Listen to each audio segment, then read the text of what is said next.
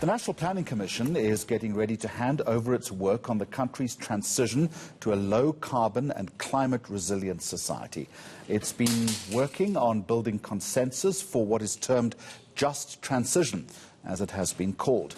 Now, that's as the NPC's tenure is all but over. The handover will be done to the new Presidential Coordinating Commission on Climate Change.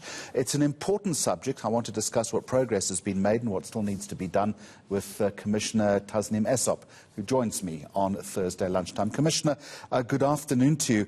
I know that before we get into the substantive nature of this debate, like all of us, you are reflecting today on the untimely passing of one of our colleagues. Yes, thank you, Jeremy, and please allow me to pass on my condolences to you, all the colleagues at ENCA, as well as Karima's family, friends and comrades across the country. This is a sad day indeed. It is really, we've been following her progress while she was in hospital, and then to receive this news today has really been a great loss, a real sad day for all, I'm sure. I know that those words will find comfort with my colleagues as well as her family. Thank you very much for that. You talk about, and I put in inverted commas, a just transition to a low-carbon and climate-resilient society, a resilient society. What does just transition mean? Well, Jeremy, in any great process of transformation, there are those who would benefit from transformation, but those who are actually going to suffer and bear burdens in relation to big transitions that we've had in our society, and there have been those historically. And so the concept actually emerged out of the labor movement, where there are, big economic transitions, and workers obviously become the ones that bear the brunt of those transitions, and their needs and their well-being and their futures are not taken care of. And the concept then, so it's really about justice, ensuring justice for those who are going to feel the impacts of big transitions more sharply in society. And what we've done is taken, of course, even though it emerged out of the labor movement, the concept has been broadened to include all those in society who will be impacted on by these transitions, and to then take care of those impacted communities. And in South Africa particularly, but I suppose across the world, it is those who are in fact suffering poverty and living under inequality and other forms of injustices who are most impacted. And so we forefront poverty, inequality, etc., in the work on the just transition. So just transition, and the Planning Commission's emphasis, let me say, was on the just part. So the justice element of the transition needs to be looked at very clearly. Commissioner, given that there are so many competing interests when it comes to changes in environmental legislation, how difficult then going forward is consensus going to be to reach? Yeah, look, I mean, this is exactly the point, A just transition requires just processes as well.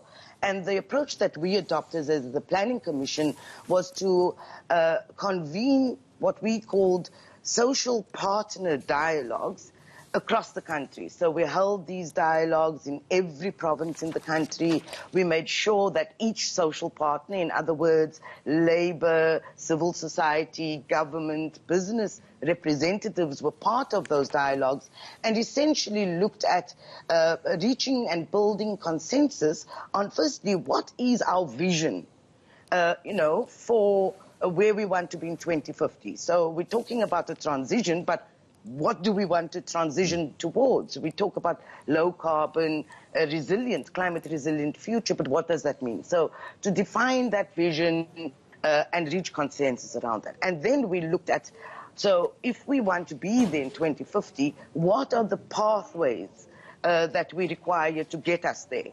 Ensuring, of course, that the justice element is there. So the pathways that we decide, the actions that we decide must always forefront the needs of those, as I said, who are going to be most impacted. So that's building consensus is not a walk in the park, as you can imagine in South Africa, with all the divergent interests. But in the end, all social partners need to recognize that this is a moment of existential crisis, in fact, and that we all have to look at the interests of the country and, of course, the globe. And so we're hoping that in that approach, and with the new Presidential Coordinating Commission on Climate Change being a social partner commission, hopefully they will find each other. This is going to need hard negotiation. Commissioner, do you worry sometimes that given the difficulties this country faces, all the competing interests, that an important subject like this inevitably is going to be shunted to the margins, in spite of the fact that you talk about it being an existential crisis? No, look, Jeremy, of course, you know, there's still this notion that climate change is just a little environmental issue, maybe, and this is an antithesis to development in the country. But there's a growing acknowledgement that, in fact, the climate crisis is a real and serious crisis globally that will impact us economically, socially, etc.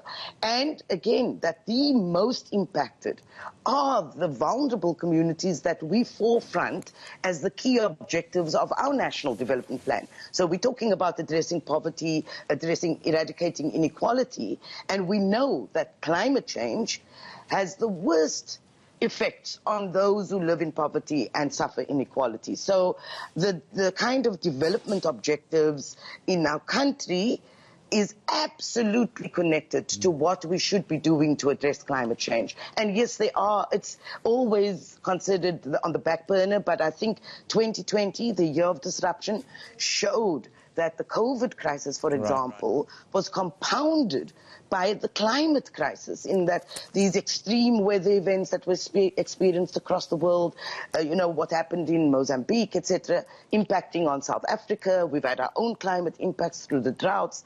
These things compound existing developmental problems in the country. And so you can't ignore the climate crisis. The science, we hold up the science, we've held it up during COVID.